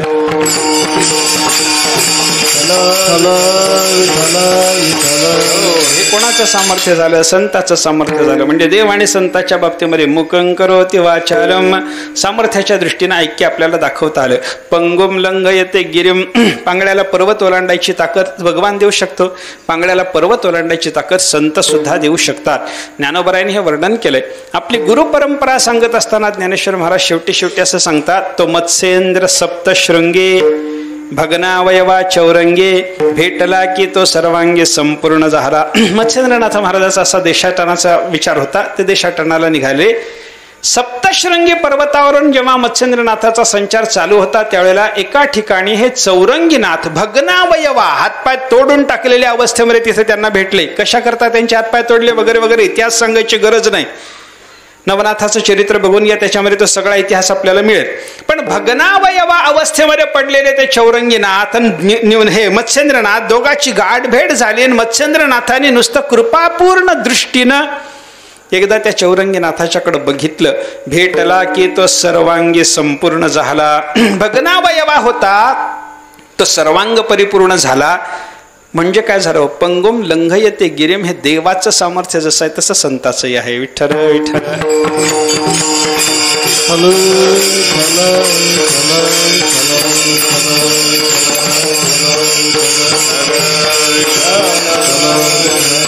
अनेक अनेक उदाहरणातून हे देव आणि संतांचं समान सामर्थ्य आपल्याला व्यक्त झालेलं पाहायला सापडतं. मड्याला जिवंत करण्याची ताकद देवाची आहे, मड्याला जिवंत करण्याची ताकद संताची सुद्धा आहे. मृत प्राणी जीवविले, पुरुषही केले स्त्रियांचे. संतांचे वर्णन केलेलं अशाच पद्धतीने सच्चिदानंद बाबाला मेलेल्या अवस्थेतून कोणी उठवलं? संतांनी, ज्ञानोबाऱ्यांनी उठवलं.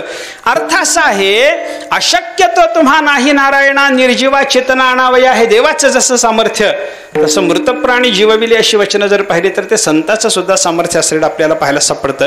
बघा तुम्ही, तुकाराम महाराजांनी हे रामेश्वर भट्टांनी तुकाराम महाराजाच्या आरतीमध्ये राम प्रभू आणि तुकाराम महाराज दोघांचं समान सामर्थ्य सांगितलं की नाही? राघवे सागरा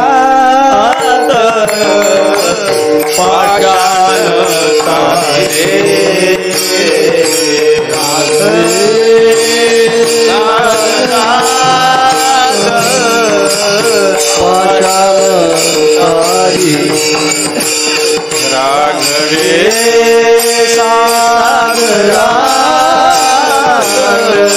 पाषाण तारिले, राघवे सागरा पाषाण हे तैसे तुको बाणे अभंग रक्षिले, कैसे तुको बाणे अभंग रक्षिले, तैसे तुको बाणे अभंग रक्षिले, कैसे तुको बाणे तुको बाणे अभंग रक्षिले.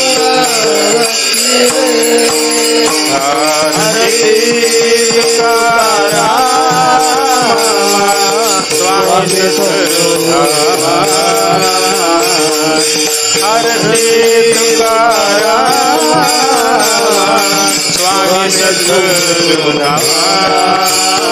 आरती तुकारामा, स्वामी सद्गुरु धामा. आरती तुकारामा, स्वामी सद्गुरु धामा. राघवे सागरात पाषाण तारिले.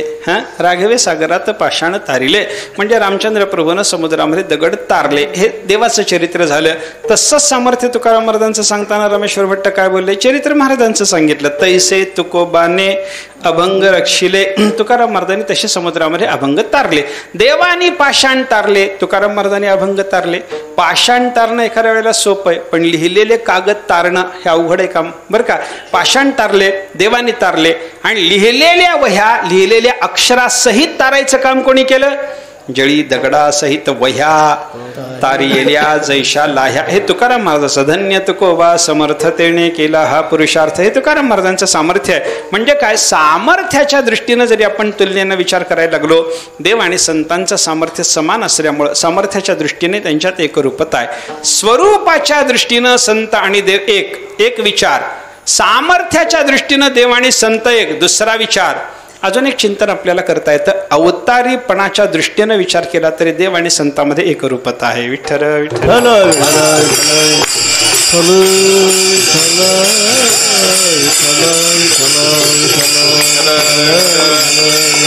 देवाचाही अवतार आहे आणि साधू पुरुषाचाही अवतार आहे. अशाच पद्धतीचं चिंतन आपल्याला पाहायला सापडतं. परमात्म्याच्या अवतारपणाचं वर्णन अनेक ठिकाणी आहे आणि संतांच्या अवताराचा अवतार तुम्हा धराया कारण धरावे जन जड जीव वगैरे वगैरे चिंतन जर आपण पाहिली तर संतांचा सुद्धा अवतार असतो बरं का. धर्मरक्षण हा देवाच्या अवताराचा जसा उद्देश आहे तसा संतांच्या अवताराचा सुद्धा धर्माचं रक्षण हाच उद्देश आहे बरं का. धर्माचे पालन करणे पाखंड खंडन हेच आम्हा करणे काम बीज वाढवावे ना. अनेक ठिकाणी वर्णन केलेले आपल्याला पाहायला सापडतात बरं का. संताच्या वेभोते धर्मा लागी अवतरते धर्मा लागी अवतरते धर्मा लागी अवतरते. संताच्या वेभोते धर्मा लागी अवतरती धर्मा लागी अवतरती धर्मा लागी अवतरती. धर्म रक्षणा कारणे धर्म रक्षणा कारणे धर्म रक्षणा कारणे धर्म रक्षणा कारणे साधू होतात अवतीर्णे साधू होतात अवतीर्णे साधू होतात अवतीर्णे कारणे साधू होतात साधू होतात अवतीर्णे साधू होतात अवतीर्णे. देवाचा अवतार जसा धर्माच्या रक्षणाकरता तसा साधूचाही अवतार धर्माच्या रक्षणाकरता होतो. देव जसा अवतारी तसे संत सुद्धा अवतारी. कोण संत कोणाचा अवतार अनेक वर्णन आपल्याकडे पाहायला सापडतात की नाही हो. हा सदाशिवाचा अवतार स्वामी निवृत्तीदातार महाविष्णूचा अवतार सखा माझा ज्ञानेश्वर ब्रह्मा सोपान तो झाला भक्तानंद वर्तला आदिशक्ती मुक्ताबाई दासीजणी लागे पायी. सगळे संत कोणाचे अवतार आहे त्याचे वर्णन आपल्याला विस्ताराने केलेली संतांनी पाहायला सापडतात बरं का. जसे ज्ञानेश्वर महाराज भगवान महाविष्णूचा अवतार तुकाराम महाराजांचे वर्णन तुका विष्णू नाही तुझा अशाच पद्धतीचे. नाथ महाराजांचं वर्णन करत असताना सुद्धा भानुदासाचे कुळी महाविष्णूचा अवतार असं महाविष्णू म्हणूनच त्यांचं वर्णन केलेलं आपल्याला पाहायला सापडतं. म्हणजे सगळे संत महात्मे देवाच्या सारखे अवतारी आहेत. हे जर चिंतन आपण लक्षात घेतलं तर अवतारीपणाच्या दृष्टीनं सुद्धा देव आणि संतांमध्ये ऐक्याचा विचार करणं आपल्याला शक्य आहे. देव आणि संत एक कसे एक स्वरूपाच्या दृष्टीने विचार केला, दुसरा सामर्थ्याच्या दृष्टीने विचार केला, तिसरा अवतारीपणाच्या दृष्टीने विचार केला. अजून एक विचार आपल्याला यांच्या संदर्भामध्ये ऐक्याचा विचार करताना करणं शक्य आहे. देव आणि संत एक आहेत. कशाच्या दृष्टीनं? पूज्यतेच्या दृष्टीनं. देवाला जशी पूज्यता आहे तशी संतांना सुद्धा पूज्यता आहे. नवे नवे देवाच्या पेक्षा सुद्धा संताची पूज्यता विलक्षण आहे बरं का.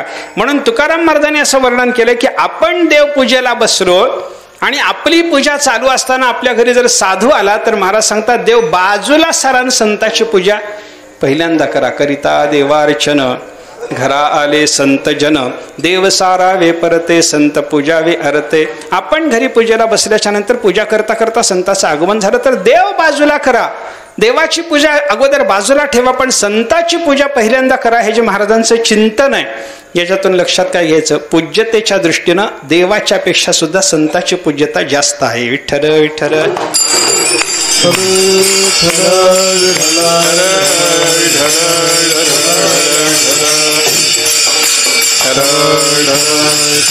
अनेक ठिकाणी संतांची पूज्यता सांगितलेली आपल्याला पाहायला सापडते बरं का. भागवतामध्ये भगवंताच्या पूजेची 11 ठिकाणं जी सांगितलेली त्याच्यामध्ये वैष्णव म्हणजे साधुपुरुष एक पूजा स्थान सांगितलेले आहे की नाही. सूर्याच्या ठिकाणी भगवंताची पूजा करता येते. सूर्योग्निर ब्राह्मणो गावो वैष्णव खम मरुज्जलम. सूर्योग्निर ब्राह्मणो गावो वैष्णव खम मरुज्जलम भूः आत्मा सर्वभूतानि भद्र पूजा पदानि मे. भगवंताने उद्धवाला उपदेश करताना सांगितलं उद्धवा ही माझी पूजेची स्थान आहेत. सूर्याच्या ठिकाणी माझी पूजा करता येते. आता प्रत्येक ठिकाणी पूजेचा प्रकार वेगळा वेगळा आहे बरं का.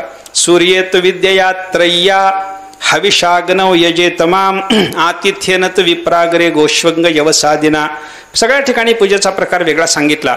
सूर्याच्या ठिकाणी भगवंताची जी पूजा करायची ती वेदाभ्यास करूनच करायची. सूर्याचं उपस्थान वगैरे करून सूर्याच्या ठिकाणी देवाची पूजा आहे. अग्नीच्या ठिकाणी देवाची पूजा करत असताना हविर्द्रव्य समर्पण करून हवन करूनच देवाची पूजा करायची आहे. ब्राह्मणाच्या ठिकाणी भगवंताची पूजा करत असताना त्याचा सत्कार सन्मान करून आतिथ्यनं त्याचं आतिथ्य करूनच देवाची पूजा करायची आहे. गायीच्या ठिकाणी गाय हे सुद्धा तसंच देवाचं पूजास्थान जरी असलं तरी गायीला गवत देणं तिचं अंग खाजवणं अशीच तिच्या ठिकाणी भगवंताची पूजा करायची आहे. तसं वैष्णव म्हणजे संतजन हे सुद्धा देवाचं जे पूजास्थान सांगितलं तिथं पूजा कशी करावी भागवतात भगवंतांनी सांगितलं. वैष्णवे बंधू सत्कृत्या. वैष्णवाच्या ठिकाणी वैष्णव आपल्याकडे प्राप्त झाला असताना भावाचा सख्या भावाचा प्रेमाच्या भावाचा आपला संगम झाल्याच्या नंतर आपण जसा त्याचा सत्कार सन्मान करतो तशा पद्धतीनं वैष्णवाचा सन्मान करणं ही वैष्णवाच्या ठिकाणी देवाची पूजा आहे. विठ्ठल विठ्ठल.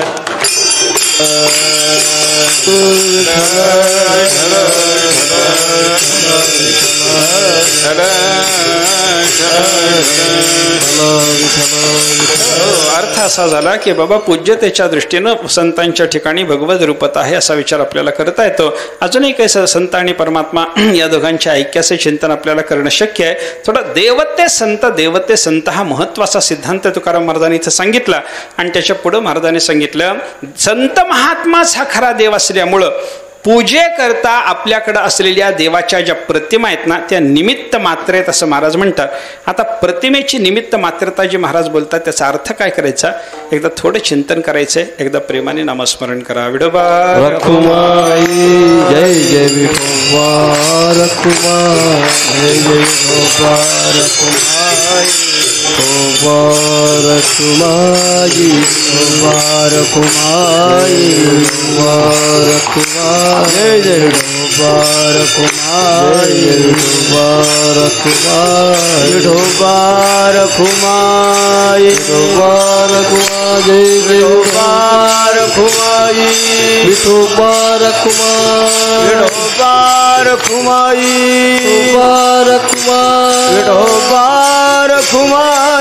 विठोबा रखुमाई विठोबा रखुमाई विठोबा रखुमाई विठोबा रखुमाई विठोबा रखुमाई विठोबा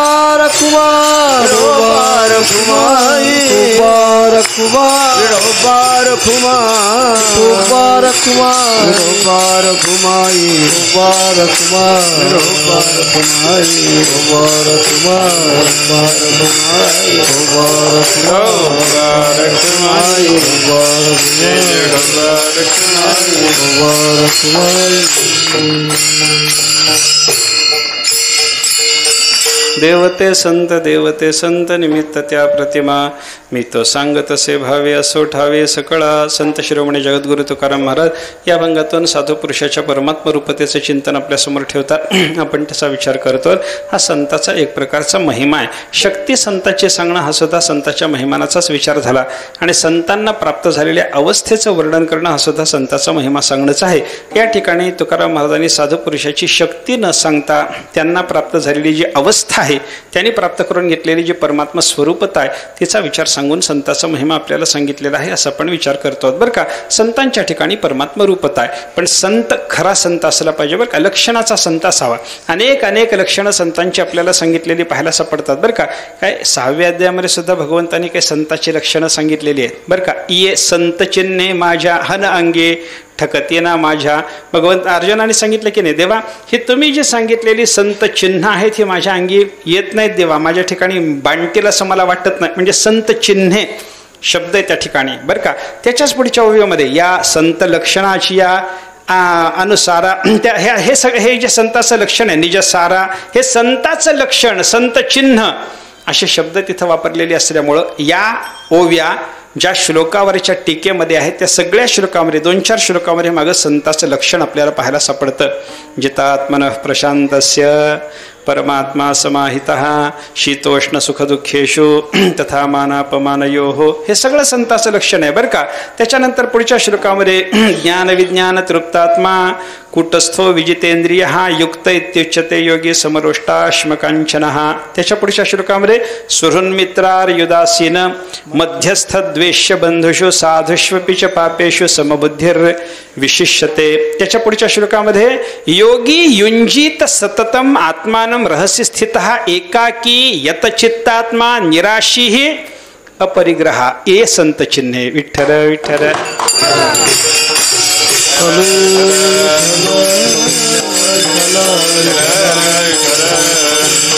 ही सगळी संतांची लक्षणं ज्याला प्राप्त झालेली असतील तो परमात्मा रूप हे काही वेगळं सांगायला पाहिजे का? अहो ते जितात्मना हा प्रशांतस्य श्लोकावर भाष्य लिहिताना ज्ञानेश्वर महाराजांची पहिली ओवी काय हो? तया स्वंतःकरण जिता सकळ कामोपशांता परमात्मा परवता दुरी नाही. त्याला परमात्मा दूर राहत नाही म्हणजे तो परमात्मा रूपच होतो. विठ्ठल विठ्ठल.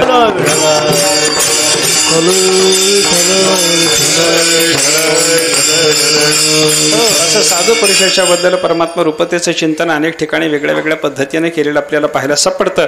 आपण त्याचा विचार केला. स्वरूपाच्या दृष्टीनं संत देवरूप आहे, सामर्थ्याच्या दृष्टीनं साधूच्या ठिकाणी परमात्म्याचा अभेद आहे. त्याच्यानंतर संताच्या ठिकाणी अवतारी पण देवाच्या सारखंच असल्यामुळे देव आणि संत अवतारीपणाच्या दृष्टीनं एक आहेत. पूज्यतेच्या दृष्टीनं विचार केला तर संताची आणि देवाची पूज्यता एकसारखी, किंवा देवाच्या पूज्यतेपेक्षा संताची पूज्यता अधिक, म्हणून संत महात्मा पूज्यतेच्या दृष्टीनं सुद्धा देवरूप आहे. अजून युक्तीच्या दृष्टीनं चिंतन केलं, काही यौक्तिक चिंतने संतांनी आपल्यासमोर सांगितलेलं पाहायला सापडतं. तर युक्तिवाद जर पाहिला तर त्या युक्तिवादातून सुद्धा देव आणि संताचा एक भाव आपल्याला विचारात घ्यावा लागतो. युक्तिवाद कसा?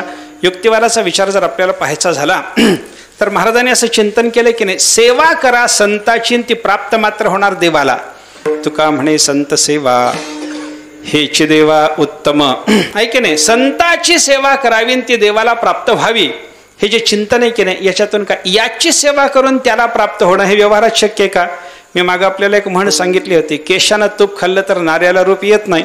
त्याचं कारण केशान नाऱ्या वेगळे असतात. केशाने तूप खायचं नाऱ्याला रूप यायचं हे जसं होत नाही, तसं संताची पूजा करायची ती देवाला प्राप्त व्हायची असं व्हायला नको होतं. पण महाराज सांगतात पूजा करा संताची ती प्राप्त होणार देवाला. अर्थ काय आहे? यांची केलेली पूजा त्यांना प्राप्त होते, याचाच अर्थ युक्तीच्या दृष्टीनं सुद्धा देवाने संतात ऐक्य आहे. विठ्ठल विठ्ठल.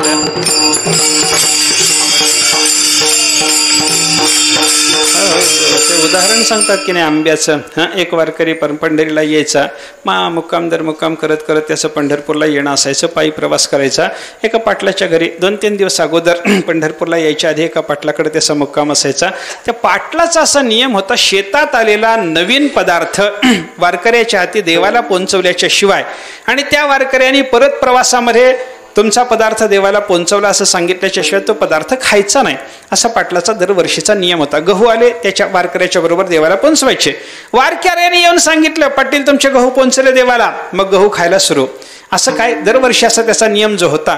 त्याच्यामध्ये दरवर्षी आंब्याच्या दिवसामध्ये पाटील त्याच्या वारकऱ्याच्या बरोबर आंबे द्यायचे आणि आंबे आणल्याच्या नंतर तो देवाला द्यायचा. परत जाताना वारकरी सांगायचा पाटील बुवा तुमचे आंबे देवाला पोहोचले, आता खायला हरकत नाहीत. मग पाटलांनी आंबे खायला सुरुवात करावी. एका वर्षी काय झालं, हा वारकरी पंढरीला निघाला. बिचारा थकला होता, शरीर क्षीण झालेलं होतं, वारीचं त्राण राहिलं नव्हतं. टोपलंभर आंबे पाटलांनी काढून ठेवले होते, वारकऱ्याच्या सोबत दिले. पण वारकऱ्यानं सांगितलं, म्हणले पाटील एवढे आंबे आता मला वाहून नेणं शक्य राहिलं नाही, माझ्या अंगात त्राण राहिलं नाही. एक काम करा, देवाला टोपलंभर दिले पाहिजेत असा काही नियम नाही, फक्त 5 आंबे माझ्या सोबत द्या, माझ्या पिशवीमध्ये ठेवतो, पडशीत ठेवतो, घेऊन जातो, देवाला देतो. टोपलंभर काय 5 काय, देण्याचा नियम आहे ना. न म्हणे उच्छिष्ट अथवा थोडे, तुका म्हणे भक्तीपुढे त्याचा स्वभाव आहे. त्याला थोडं जास्तीचं बंधन नाही, त्याला दिलं पाहिजे एवढं बंधन आहे. तुम्ही 5 आंबे माझ्यासोबत द्या. वारकऱ्याला 5 आंबे घेतले, पाटलांना दिले. ठीक आहे म्हणे, टोपलंभर नेणं शक्य नाही, 5 न्या, पण देवाला द्या, मला येऊन परत सांगा. वारकऱ्यांनी ते आंबे घेतले, पंढरीला आला. पण पुढच्या 2-3 दिवसाच्या प्रवासात बिचाऱ्याला खायला काहीच मिळालं नाही म्हणे, उपासमार झाली. त्याच्यामुळे पंढरपूरला दशमीच्या रात्री पोहोचल्यानंतर वारकऱ्याने विचार केला, उद्या सकाळी चंद्रभागेचं स्नान करून देवाच्या दर्शनाला जाईपर्यंत मी जगलो पाहिजे ना. काय करायचं, आपल्याजवळ तर काही नाही. पाटलांनी दिलेले 5 आंबे देवाला द्याय करता आणलेत, जाऊ द्या म्हणे, आपण जगून देवाला देताना थोडे आंबे देऊन थोडे खाऊ म्हणे, आत्ता आपण जगाय करता. 2 आंबे पाटलांनी त्या वारकऱ्यानं खाल्ले.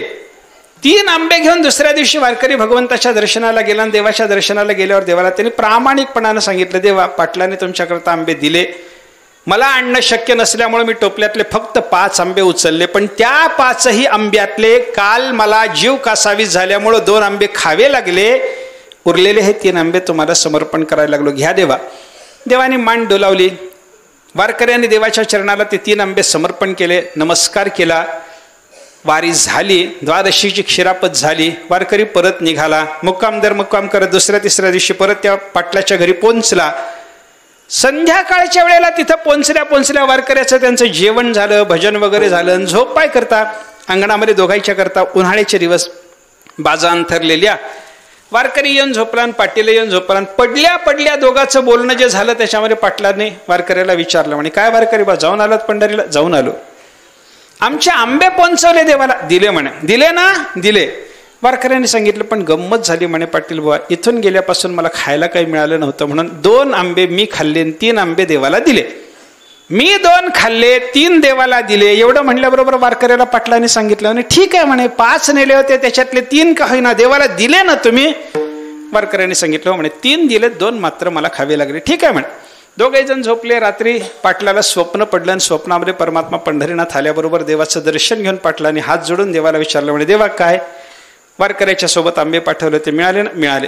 देवा 3 आंबे तुम्हाला दिले असं वारकरी देवाने सांगितलं, मला 2 मिळाले म्हणे. आता वारकरी म्हणतो मी 3 दिले, खरेच 3 दिले होते, आणि देव म्हणायला लागला मला 2 मिळाले. काही कळे ना. सकाळी उठल्याबरोबर पाटील आपल्या स्नान संध्या वगैरे कामाला लागले, तो वारकरी आपला नियम सगळा करून निघाला. त्यावेळेला वारकऱ्याला सहज पाटलाने विचारलं, म्हणले पाटील बा हे वारकरी बा जाऊन आलात? जाऊन आलो. पंढरीला जाऊ आता निघालो ना म्हणे पुढच्या प्रवासाला. हो झालं म्हणे ते, पण मला एक सांगा तुम्ही देवाला आंबे किती दिले?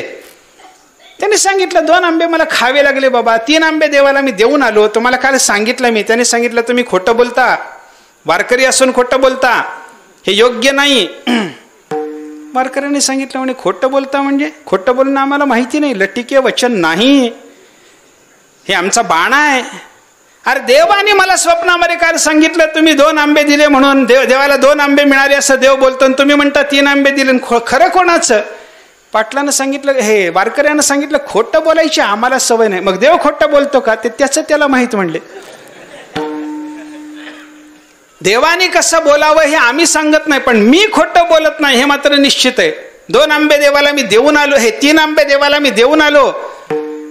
वारकऱ्यांनी असं सांगितल्याबरोबर पाटील म्हणायला लागले, नाही बाबा मला तर देवाने स्पष्ट सांगितलं मला 2 आंबे मिळाले, तुम्ही 3 म्हणता, काय कळत नाही म्हणे, घोळ काय झाला? वारकऱ्यांनी सांगितलं एक काम करतो म्हणे, काय तुमच्याच घरात बसतो, अन्न पाण्याचा त्याग करतो, निश्चक्र मांडतो, देवाचा धावा करतो, आणि देवाला खरी वस्तुस्थिती तुम्हाला सांगायला भाग पाडतो म्हणे. त्यांनी तिथं निश्चक्र मांडलं, अखंड भगवंताचा धावा अन्न पाणी सोडून सुरू केला. आणि दुसऱ्या दिवशी परत भजन होऊन ज्या वेळेला हे 2घे जण झोपले, पुन्हा पाटलाला स्वप्न झालं. देवाला विचारलं पाटलाने, वारकरी आले होते? हो. आंबे दिले? दिले. किती मिळाले देवा? देवानं सांगितलं 2 मिळाले. अजूनही 2च. वारकरी तर प्राण सोडायला तयार झालाय, मी 3 देऊन आलो बोलायला लागला, आणि हे म्हणायला लागले मला 2च आंबे मिळाले. काय संगती? पाटलाला काही लक्षात येणार. पाटलाने शेवटी देवाला विचारलं, म्हणते देवा वारकरी तर अन्न पाणी सोडून बसला म्हणे, तुम्ही खरं सांग. देव म्हणायला लागले, मी खरंच सांगतो ना, मला 2 आंबे मिळाले. वारकरी तर तुम्हाला 3 देऊन आलो म्हणतो देवा, मग त्याला उद्या सकाळी उठल्यानंतर शासन करू का? देवाने सांगितलं शासन करायचं नाही, मी काय बोलतो ते लक्षात घे. वारकऱ्याने माझ्या समोर किती ठेवले मला माहिती नाही, मला किती मिळाले हे मला माहिती आहे. म्हणजे काय झालं? देवाने सांगितलं त्याच्या पोटात जे 2 गेले ते मला मिळाले, माझ्या समोर जे ठेवले गेले कुठे गेले माहिती नाही. विठ्ठल विठ्ठल.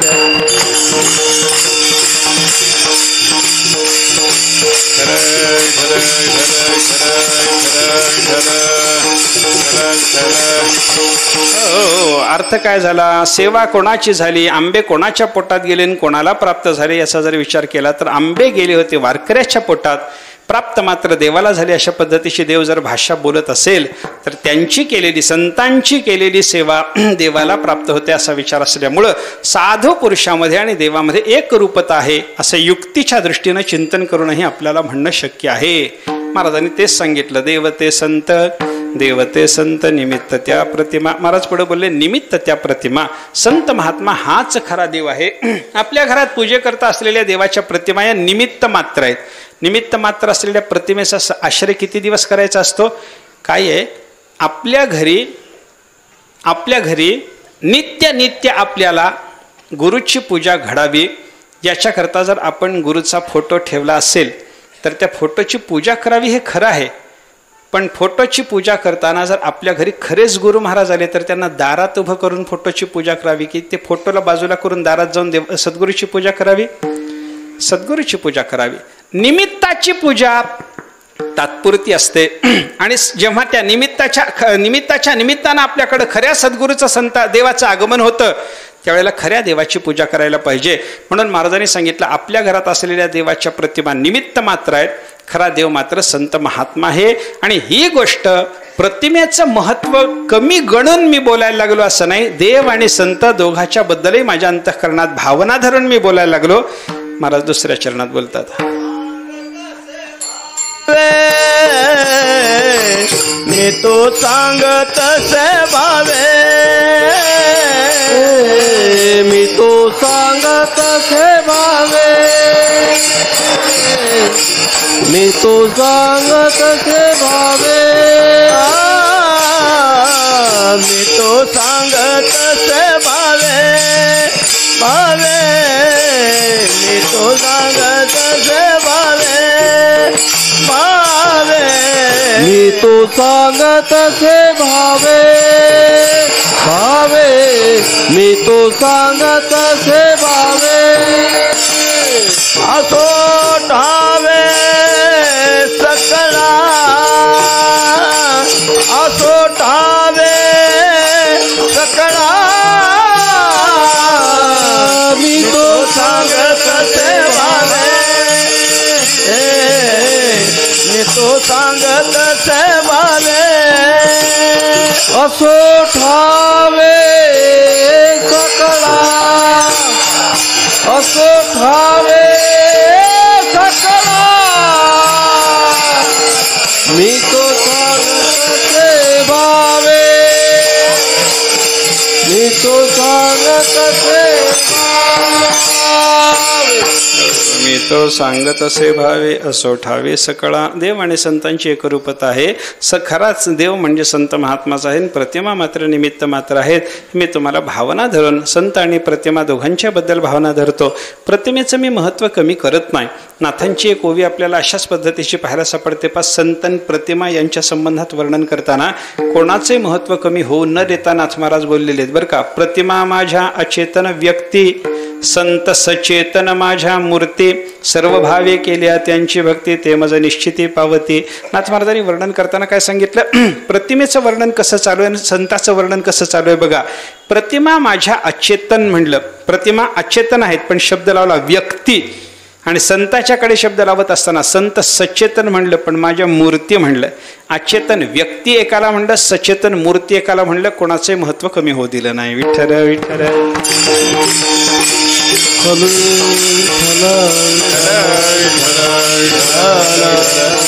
हो, अचेतन म्हणलं की व्यक्ती शब्द लावला आणि सचेतन म्हणलं की मूर्ती शब्द लावला. कुठेही महत्वाला उणेपणा येऊ दिला नाही. अशी व्यवस्था करून नाथ महाराजांसारख्या संतांनी आपल्याला सांगितलं, देव आणि संत हे देव आहे, संत आणि प्रतिमा या दोघांच्या बद्दल आपल्याला भाव धरला पाहिजे. प्रतिमेबद्दलही भाव धरा. प्रतिमा ही देव आहे आणि संतही देव आहे, पण प्रतिमेत असलेला देव आणि संतात असलेला देव यांच्याबद्दल जर विचार तुलनेनं आपण करायला लागलो तर खरा देव म्हणजे संत महात्मा आहे आणि प्रतिमा हा निमित्त मात्र देव आहे. निमित्त त्या प्रतिमा मी तो सांग तसे भावे. ही गोष्ट मी भावनेनं सांगायला लागलो आणि थोड्या लोकांना, विशिष्ट अधिकारी लोकांनाच ही गोष्ट ठाऊक असावी असं नाही. असो ठावी सकळा, सगळ्या जगाला ही गोष्ट ठाऊक असली पाहिजे असं महाराजांनी या ठिकाणी सांगितलं. देव आणि संत यांच्यात एक भाव आहे, ही गोष्ट वेगळी. याच्यापेक्षा असं चिंतन करत असताना तुकाराम महाराजांनी सांगितलं की बाबा, देवाची आणि संताची एकरूपता जशी आहे तशी देवाच्या पेक्षा संताच्या ठिकाणी अजून काहीतरी थोडीशी विशेष महती आहे. काय महती आहे महाराज तिसऱ्या चरणातून सांगतात. निराकारी ओस देशा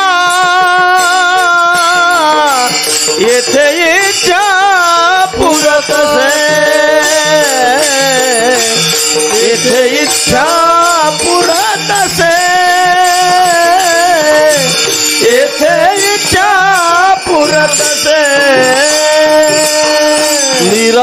निराकारी ओ सदिशा येथे इच्छा पुरत येथे इच्छा पुरत येथे इच्छा पुरत निराकारी ओस दिशा येथे इच्छा पुरत असे. निर्गुण निराकार परमात्म्याच्या बाबतीत जर आपण विचार करायला लागलो, 10 दिशा ओस असल्यासारखी त्या परमात्मा स्वरूपाची अवस्था आहे. तिथं कुठेही काही नाही, त्या स्वरूपाची अवस्था आहे. तिथं कुठेही काही नाही, त्याच्यामुळे 10 दिशा ओस आहे. तिथं काही इच्छा पूर्ण करून घेण्याला मार्ग नाही, साधन नाही, असं चिंतन महाराज परमात्मा स्वरूपाबद्दल करतात. आणि संताच्या ठिकाणी तीच ब्रह्मरूपता असून सुद्धा निराकार स्थिती नसल्यामुळं इथं आपल्याला इच्छा पूर्ण करून घ्यायला वाव आहे. सेवा करता येते, संताला प्रश्न विचारता येतात, त्यांच्यापासून उत्तरं मिळवता येतात, काहीतरी बोध संपादन करता येतो, श्रवण मनन निधिध्यासनाची साधना करणं ही इच्छा पूर्ण करून घेता येते. म्हणून संताजवळ इच्छा पूर्ण करून घेता येते. निराकार परमात्म्याच्या जवळ इच्छापूर्तीचं काही आपल्याला काही मार्ग तिथं दिसत नाही. असं संताच्या ठिकाणी देवाच्या पेक्षा थोडं विशेष महत्त्व महाराजांनी वर्णन केलं. आणि अजून एका पद्धतीनं संताचा मोठेपणा सांगत असताना, संत महात्मा म्हणजे रोकडा माल आणि परमात्मा म्हणजे निर्गुण निराकार परमात्मा म्हणजे उधार माल, असं महाराज अभंगाच्या शेवटच्या चरणातून चिंतन करतात. रोकड